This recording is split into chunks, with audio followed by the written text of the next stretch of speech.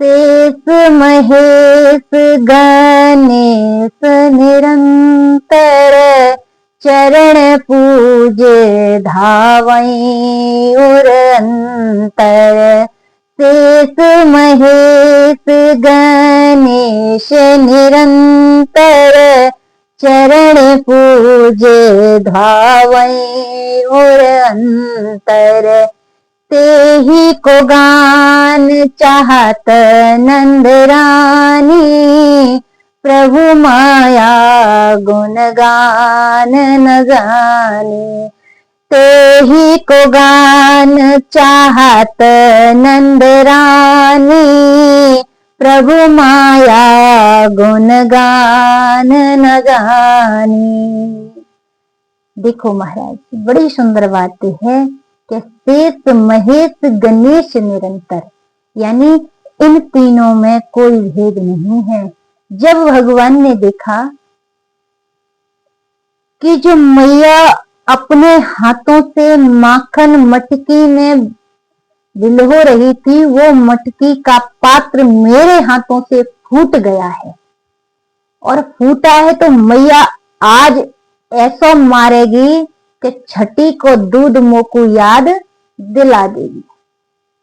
अब भगवान विचार कर रहे हैं कि क्या करूं, अब तो मां से बचना बड़ा मुश्किल है। तो इधर श्री सुखदेव जी जिस इस प्रकार वर्णन कर रहे हैं, राजा परीक्षित उस झांकी को नेत्र बंद करके निहार रहे हैं कि कैसी वो झांकी होगी। जिस समय भगवान ने उस सुंदर से माटी के पात्र को फोड़ा होगा, और तो और मैया यशोदा की ददिया सास के हाथ की वो माटी का पात्र था, और मैया ने जब फूटा देखा होगा तो मैया कितना क्रोधित हो रही होगी।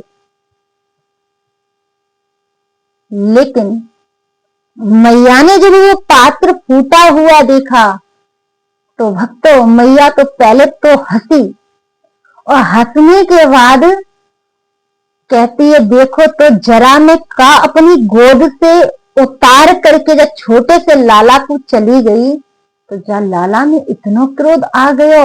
और इधर भगवान जब देखा कि मैया मुझे गोद से नीचे पटक कर चली गई, नीचे उतार कर चली गई, मैया दूध अपना देखने चली गई, तो भगवान कहते हैं या मैया को दूध प्यारो है, पूत प्यारो नहीं है।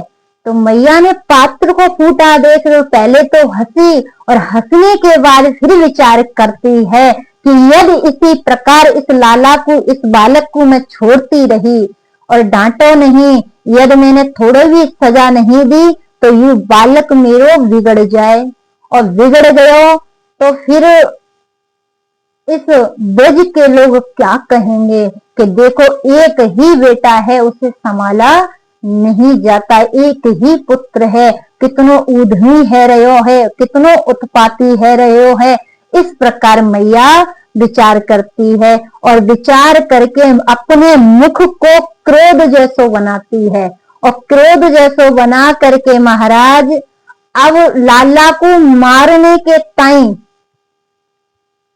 छड़ी देखती है, छड़ी ढूंढ करके अब लाला को मारने को जा रही है। इधर भगवान जो हैं बांदरों की सेवा कर रहे हैं, बंदरन को माखन लुटा रहे हैं। मैया यशोदा को छड़ी लेकर आते हुए देखा तो भगवान महलों से दौड़ पड़े गलियों की ओर, नंद बाबा के तरफ दौड़ पड़े कि मुझे तो आज बाबा ही बचा सके और कोई नहीं बचाए। इस प्रकार जब दौड़ते हुए पहुंचे तो मैया देख रही है कि तपती हुई धूप पड़ रही है और लाला नंगे पैर दौड़ रहा है।